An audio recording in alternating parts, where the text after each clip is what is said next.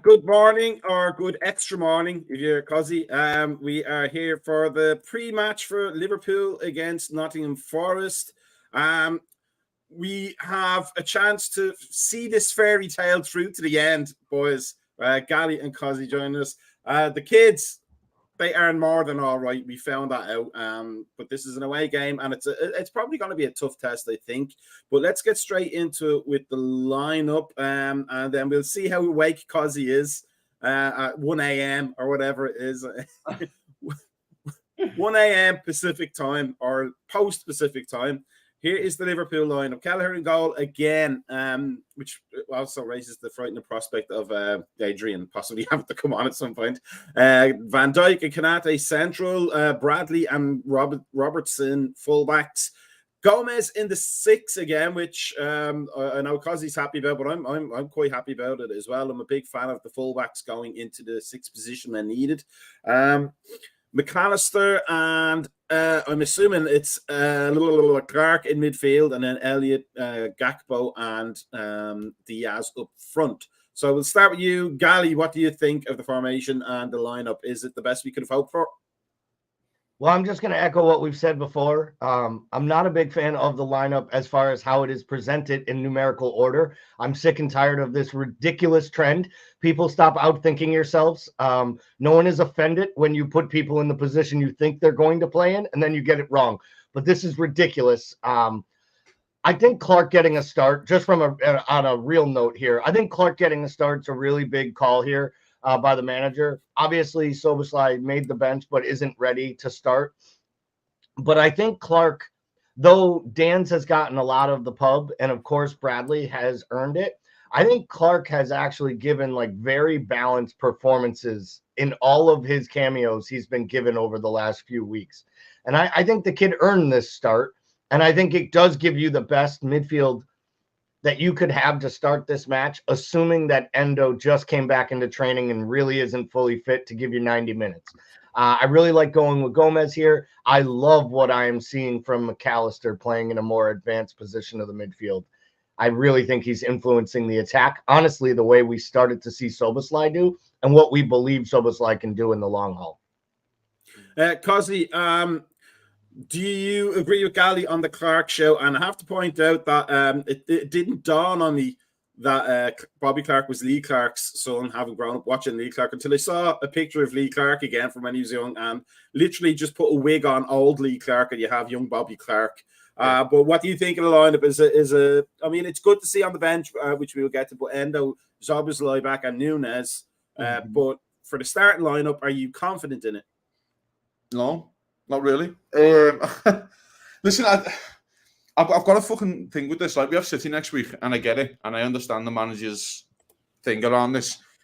I just feel like if Endo, can he do you an hour? Can he do you an hour, and then you don't play him against Sparta, and then you get him for City? Do you know what I mean? And that's what I was mourning. As much as Gomez did do okay second half in the 6, done pretty well actually in the 6, I still felt like Premier League game. It's a tough one, man. It really is. And I actually look at the I agree on the Bobby Clark one. I think he's been the most mature out of all the kids. It's probably the best way. The one who looks like he's got the system a little bit and looks like he's, not running around like a headless chicken.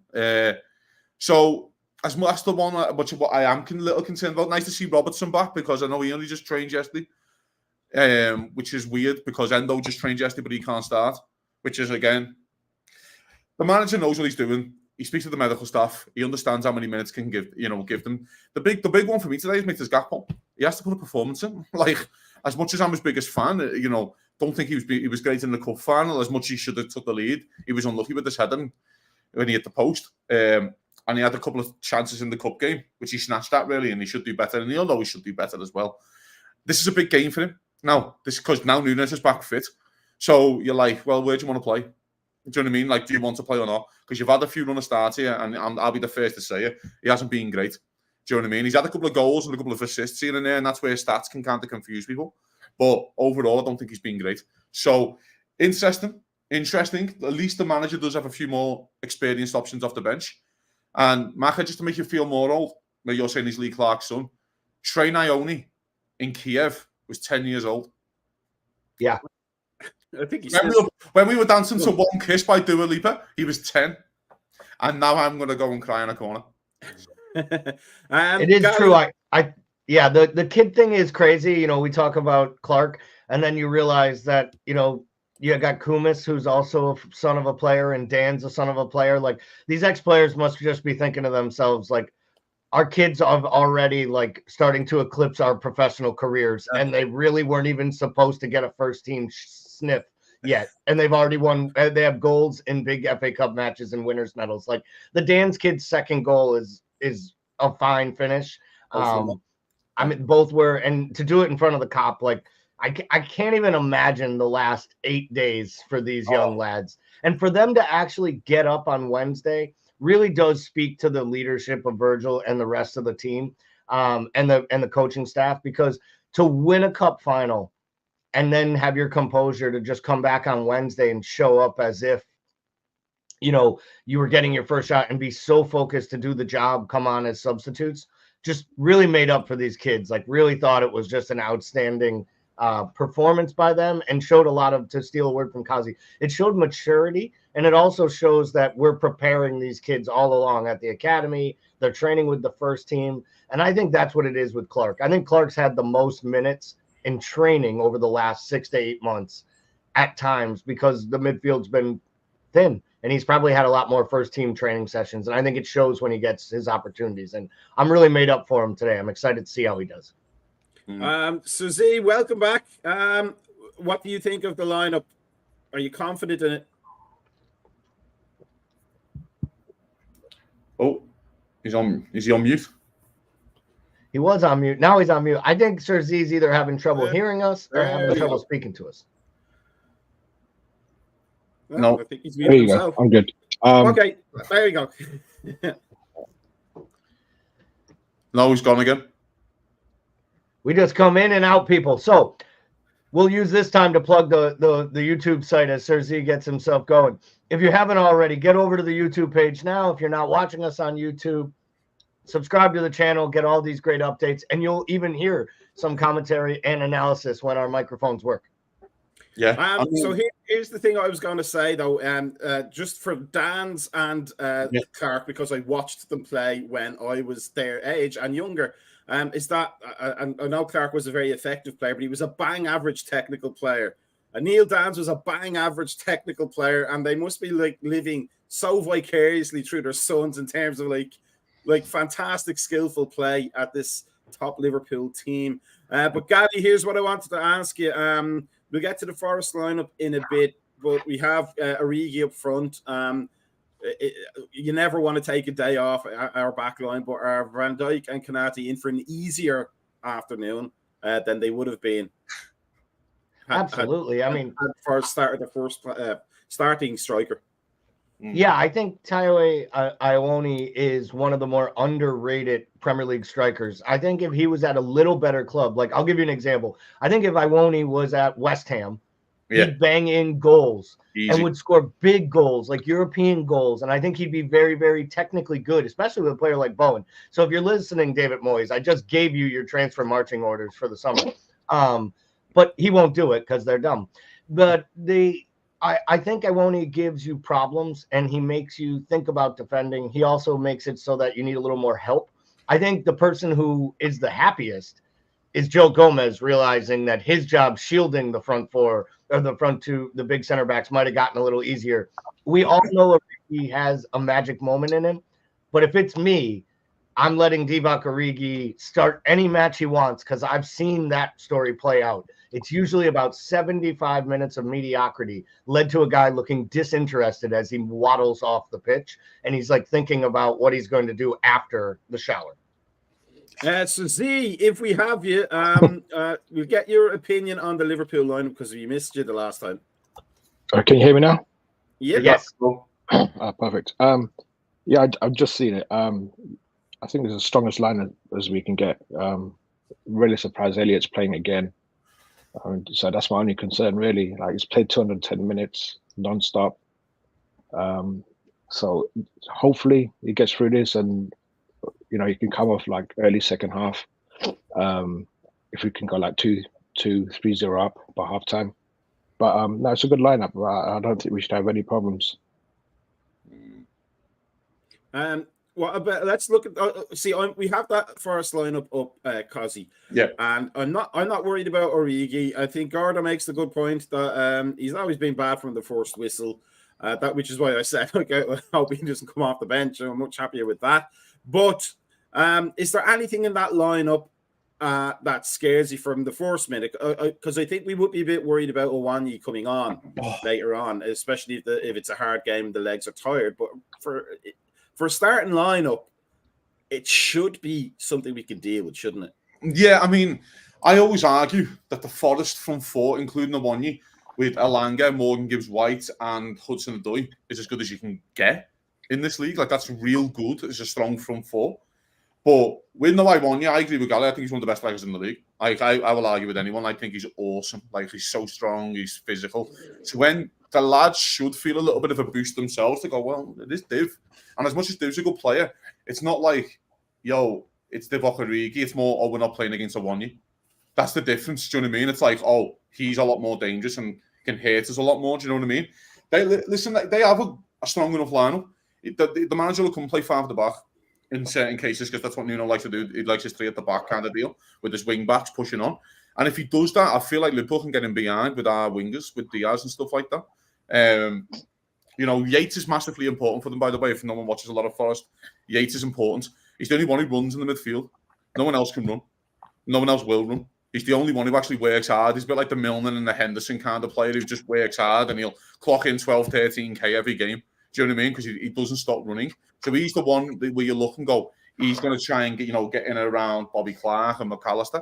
That's the one where they kind of will have to deal with. But yeah, they're a good side, you know. They are an okay side, like in terms of the players that they've got on the pitch. Morello's a good player centre half as well. So there's a few options there, but I still expect Liverpool to win the game.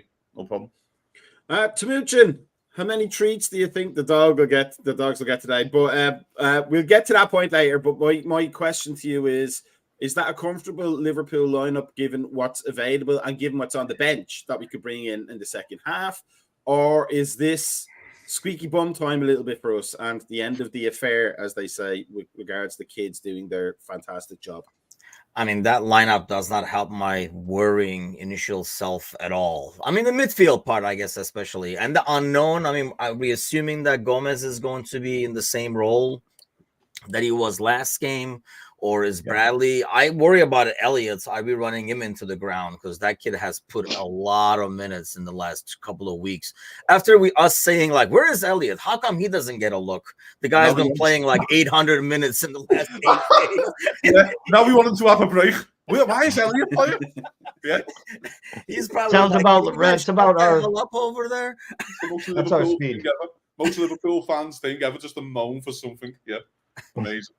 But yeah, I mean, it's good to have. I understand what Klopp is doing. I mean, you're kind of like seeing what you can get out of this, and if you get away with it somehow, maybe like an early goal or whatever. But if you somehow get away with it, then you were able to not risk any of these guys or risk him at your own pace. Like if you want to give him just 10, 15 minutes and then, maybe another like 30 minutes midweek or something like that before you get him ready for the City game. Yeah. And if things go south, then you probably send in the troops to see if they can get you out. So Z, how important are our fullbacks going to be in this game? Because we have the benefit now of having 2 proper fullbacks doing proper fullback jobs, which we know all the great stuff Trent gives us, but when we have proper fullbacks doing proper fullback jobs, it balances out that team so much more in the attack, and it creates, I think, a little bit more of an issue for the opposition defenders to know which way to go because we're very good at switching the ball. But are Robertson and we assume Bradley going to be vital against this Forest team? Oh yeah, for sure. I think especially Bradley is still, as well as he's done, is still going under the radar. So where we used to have Trent, and we knew that everyone will like our opposition will use him as a weak point and target him. Hopefully they might do the same with Bradley, but I think Bradley's a lot better defender than Trent. And he still offers a lot going forward. His crosses are excellent. Like I can't find a fault in that kid's game, to be honest with you. And obviously Robertson being back and being rested midweek. It's like kind of back to like 29-20 season, and I think these fullbacks were, I don't see a weak. I don't see a weakness in that team. Um, I gotta hang out with Sergio a lot more. Oh my! That guy is the most positive I've ever heard. I'd say the one question I have is could we be any stronger at the fullback position, seeing that we're starting 3 of them? And one on the bench. Yeah. And we have one on the bench. But honestly, let's be real. He's probably the 5th choice at fullback at the club at this point in Simicast. So I think it's an important day actually for Bradley. And I don't mean that like he's gonna make or break. He's playing wonderful. But you've got to keep these performances building on themselves. I could see this being one where Bradley even gets the hook on 60 minutes and you slide Gomez back to right back and you bring in Endo for 30, because they have to start managing the minutes of these kids, because unfortunately, with the news today, and I think it's another big one for Kelleher. He's played great. He's going to be in the sticks for a while, guys. If they added Adrian today to the knockout rounds of the Europa League, and they waited till today to do it for a reason. I think they got a report on Allison that it's at least 2-3 more weeks that he's out. Minimum. I think this is a pretty bad hamstring. So I think we're going to see Kelleher for a bit as the number 1. And I think, with that, I think you have to make sure you're keeping all your options, especially those, to your guys' points, that defend better, ready to be fit for the big matches. Like, it's crazy to say. I think it's important that you not have to play Bradley in midweek, because I think he's a key for playing City next weekend. Like, I'm talking about that in real tongue, because I think he's going to be a big, big piece of that. And I think you start managing their minutes today, and we're going to see a very interesting rotation come Thursday. But we'll get to Thursday when we get there. Let's get past today's half. Do you know what this formation allows him to do, mate? Right? And I was thinking about this just now, because he plays 3 at the back. A lot. It allows Gomez to drop in and go to the fullbacks. Just fucking go man for man with them. Just push them back, like Robertson, Bradley, push Nico back, push to follow back and just get them up there. Do you know what I mean? So that's what allows Liverpool to do as well. And go to McAllister, drop in the 6 for a minute, and we'll have these 5-6 lads up front and just to help us out. Do you know what I mean? But it allows them to do that, which is another option with the Gomez thing. So maybe that's what the manager's thinking as well. You might see a lot more Gomez going 3 at the back and Liverpool on the ball on the halfway line, and then just saying to McAllister, you cut deep, control the game kind of deal, in like a more of a 6 role. And let Clark cheat a little bit and go, Clark, don't worry about defending. You just cheat. You just get on the ball inside the area. Do you know what I mean? That's what this formation does allow the managers to do, really. Timuchin, on the right side, at least, I think Elliott and Bradley complement each other quite well, because Elliott will dip into that little half space, which will create the space for Bradley. But do you foresee the same communication breakdown problems that we always see with Diaz and Robertson on the other side? And if so, how will that be resolved? I don't know, because Diaz reminds me, he's a little like Sadio Mane-ish in that way, where you have no idea what he's going to do. I don't even know if he has any idea what he's going to do when he gets the ball. Zero chance. Yeah, he kind of like is trying to create something, and it's like more instinctive, and that's, I think, the problem. It's hard to get a flow going, or like a set methods going, where he's kind of like doing it off the cuff at all times. But I think, going back to what Kazi is saying, because he does like to cut in a lot more in the middle, that might open up a lot more opportunities for Robertson to push up.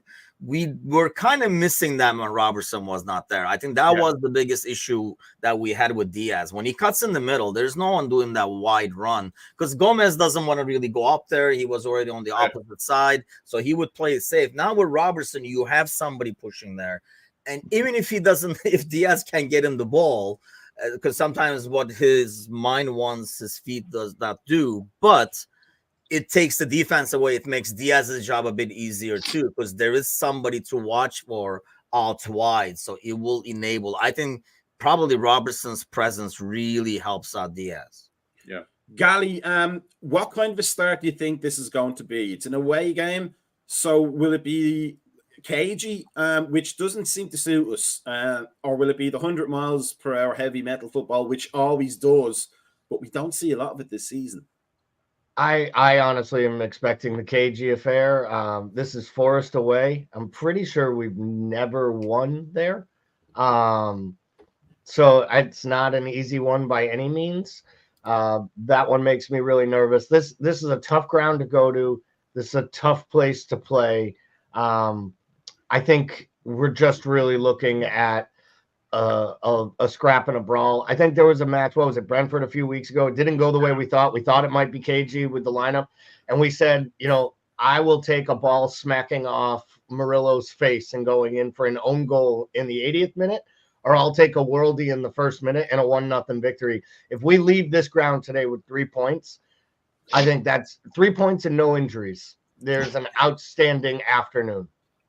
Cozzy, let's get to Gakpo for a second. Yeah. Because here's the nightmare scenario for you. What happens if Gakpo doesn't do what we hope and want him to do so badly, and then Nunes is not quite ready to get on the field, so Dans comes on and scores 2 goals? What does that say for Gakpo for the rest of the season? I mean, listen, he'll probably still start 8 to 10 games. So he's still going to get his opportunities in this side. Whether he's going to be on the right wing, left wing, it doesn't really, you know what I mean? Because he's durable. He's played him in the 8 before. So listen, I think it's a big game for me. I don't think he's played well the last few games, and I'm his biggest fan. But he has scored and contributed and stuff like that. So he has been involved on the stats line, but I think his overall 90 hasn't been great. So that's what is that's the frustration part. I think it's a massive game for him. I really do. And not because of Jadon Dans, because of Darwin Nunes. You know what I mean? Yeah. But I think we all expect Nunes to start City. I think we all expect him to do it. Yeah. What today allows Gakpo to do, if the manager wants to do Elliott on the 60, you can put Gakpo right wing. That's what, and go to, that's another way. And what Jadon Dans, I say this all the time about Conor Bradley, what Jadon Dans has provided is the manager to go, I'm going to put Darwin Nunes on the left and give Diaz a break, and I'll put Jadon Dans up front. Because that's what he's another thing he's allowed them. So these kids now provide the manager legitimate options. But that's where Gakpo's options come in, really, mate. Again, don't think he's been great at all. He had the chance to win the cup final. He was bang unlucky with his header. I think it's a great header as well, by the way. I think he's unlucky. Yes. But again, he has to do more. But I also think there's a part of this where he's fucked. And I think Diaz is fucked. They're just knackered. Because they have been running to the ground a little bit. You've got to think for Gakpo, as much as he's fit, you're not match fit. Because he was coming in and out of games and he was playing 15 here and there and still contributing, getting goals and assists, but he wasn't playing. And now you're starting 90 every 4 days, 120. I know he didn't play the full game, but anyway, it's that kind of stuff. Do you know what I mean? So I think that's a problem with Diaz. I think that's why Diaz got a break against Southampton. I don't think he came on, did he? So he actually had a full week off for the first time in months. Yeah. So I think that could be a case for Gakpo. There's an argument here for Thursday. If you want to get minutes into Darwin, you can do Darwin, Dans, and Kumas, or something along those lines. Maybe Salah for 15. Do you know what I mean? And go, we've got to get minutes into these lads for City, and Gakpo gets a break. So, but I think it's massive for them, mate. I really do. I think it's a big, big game. I don't, Forest, as much as we can sit there and bemoan their attacking talents, which they are good defensively. I think they've just checked. I think they've conceded 48 goals this season. It's not. Yeah. You know what I mean? And I don't think they've won many at home. They've won 6 all season. You know what I mean? We're fucking out of 26 games. This is a good game for you guys to really grab hold and pin someone back. And I want to see a good performance out of them, man. I really do. So Z, I think we're not in any desperation stages by any means, and far from it in the attack. But the saving grace for this Liverpool team, probably more than any I've seen in recent memory, is that the goals are spread throughout the team. We don't have a linchpin that when they're out, that's the end of that. So is it the case for this game that Forest can't relax? Salah's not there. Forest can't relax. Nunes is not starting. Forest can't relax. Is that going to be the thing that gets us over the line in this one? Yeah, like you said, I mean, especially Van Dijk chipping in with the goals, McAllister's chipping in with goals. Like, we've just got goals in that team. I mean, Espirito Santos, he's. I don't know how he's going to come out and play. You probably want to come out and attack. Nothing we can counter attack him. But I just think personally, whichever way Forest come at us, I think we'll win this comfortably. Tabuchin, psychologically, how big, I mean, 3 points is 3 points, but how big psychologically is this 3 points given the continued decimation of the first team? I think it's If we get it, let me not jinx us. Yeah, let's get it. But no, I think it depends on how you get it too, right? Like I say, I mean, if you're able to get it while you're not risking any extra minutes that you didn't plan on for those 3 guys on the bench, it is golden. And I think it's golden for the long run as well, knowing like the depth you have, and you can trust in the depth, I guess, more importantly. But I think, goes back to what Gally is saying, like you got to get the 3 points and you got to make sure you don't pick up a couple more issues along the way with every 3 points you get. But having said that, 3 points would be huge, especially if you get an early lead. I mean, the way Sorzi is talking, this game will be done by the 15th minute. But, like if you do get an early lead and you are able to actually even bring in more kids and not risk anybody aside from maybe the 15 minutes you planned on or the 20 minutes you planned on or whatever, I think it's golden. I mean, because we have the leads. You get 3 points. And I think it's an advantage going into the City game as well, knowing a draw is okay for you at home in that game, as opposed to having to win it against City and maybe opening yourself up a bit too much and stuff. You can say we'll stop first, hit later, if you are already top of the league. I think that's a big advantage there. There's a thing here, Dominic. I've just checked, by the way. They've kept 1 clean sheet in 23. They leak goals, man. And that was to Bristol City in the cup. Do you know what I mean? It was a 0-0. So there's a part of that there, and there's also, I agree with what everyone just said there about the 15-20 minute mark. I think both managers accept the draw on 70. So I think our manager will back ourselves to win it. Do you get what I mean? I think if Klopp goes, if you want to stink this game out, we'll stink it out as well, would you? But when you get to 70, 75, and you haven't touched the ball for 15 minutes, and then we're going to bring on Darwin Núñez and Dominic Szoboszlai, then we'll back ourselves to win the game. So it's in a weird way, I think both managers accept the draw on 70 and go, if we get to 70 drawing, we're okay with it in a weird way. And then we'll just bring our big boys on and win the game. So I think it's a super interesting game, this, for that reason alone. I'm just thinking we should have done this pre-match 2 days ago, and then all booked flights over to Nottingham so that we could all play in the front 5 if Forest are that bad at the back. I'm trying to go. Would you be a left winger, Mac? No, I was. Yeah, I actually was put on the left wing a lot, and I never figured out why left wing and left back. I never wanted to play left back in the changing room. Yes. No, hang on. Pretty much, yeah. No. Let me correct that. This was Dublin in the 80s. We had no changing rooms. It was left back in that bushes where you had to change behind. Yeah. Fucking take the most potatoes. Fucking English. Here's my question for you, Gally. The fact that we have so many of the young players that played a part in the cup final and then played a big part in that massive result against Southampton for them, does that carry over that confidence into this game such that the effervescence of youth may actually carry us on the crest of that wave for one more game? Look, I think the kids are probably getting a little too much credit, but it's so much fun to do it. They've been outstanding, and let's keep it rolling. But, let's be honest, it's really nice to have Darwin, Szoboszlai, and Endo and the adults in the room back on the bench. And it'll be nice when Elliot can go back to being the best sub in the side and not have to play, 150 minutes a week. All that being said, the kids are giving us a little breath of fresh air. And to Kazi's point, the kids are genuinely allowing the manager options he wouldn't have. 2 seasons ago, this would have been a midfielder at center back, or it would have been Elliot up top and sorry, Timuchin. It'd be another great opportunity for Ox, and he would just let us down. Keita would need to play 90 minutes, and he'd get subbed off 7 minutes in after injuring himself, running backwards. We didn't have the depth, and we have that depth now, and I think the kids offer that depth. I also think these kids are mature enough that they can build on what they're doing. But I think Szoboszlai plays an interesting part today. You know what Szoboszlai ends up today? He ends up the ghost of Thiago, because with 10 minutes to go, to Kazi's point, if we're on a draw at 70 minutes, you have a guy, you have a magician-like player you can come in that maybe creates something, unlock something.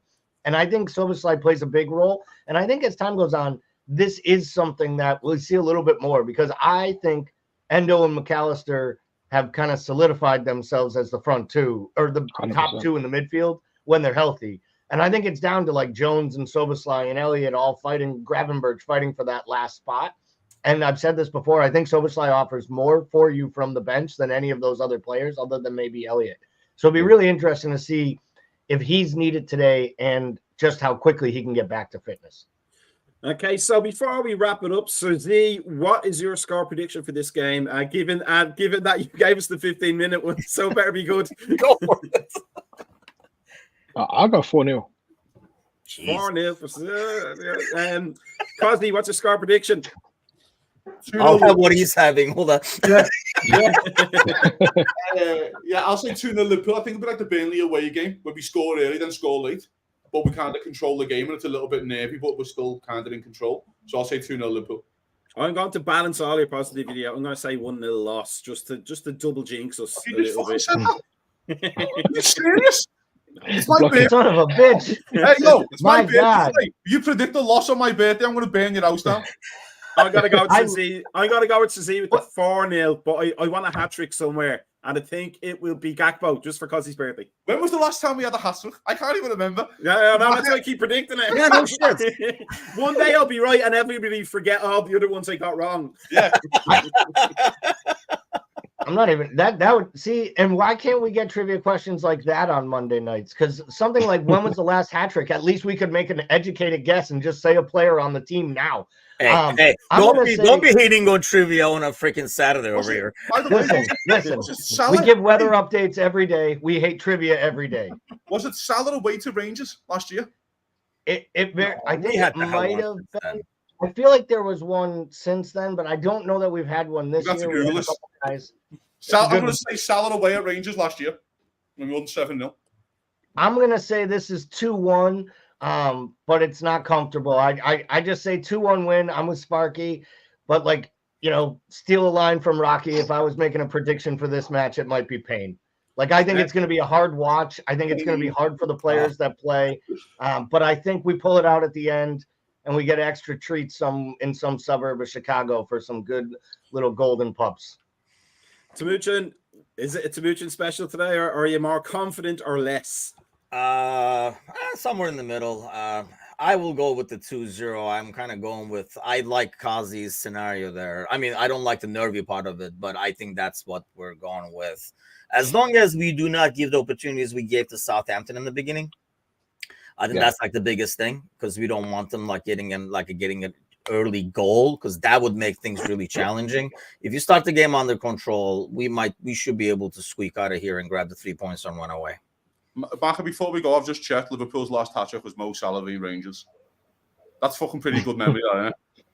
That's impressive. That will go away now that you get aged one more year. That will slowly go away. Don't worry, buddy. Happy birthday, Kaz, to you. Liverpool get that win. Cheers, lads. Thank you. They're going to ruin my birthday, aren't they, these fuckers? Before we go and get ourselves situated, make sure that you are following us on the YouTube and on the Facebook and the Instagram and whatever Twitter is calling itself this week. Is there any more letters in the alphabet for them? I don't know. Only Elon Musk can tell. But we will have a post-match after the game. We will all sing Cosy happy birthday as many times as we scored. So see better be on that one. I'm willing to suffer through that if we score more, we get 3 points. 1-0 Liverpool.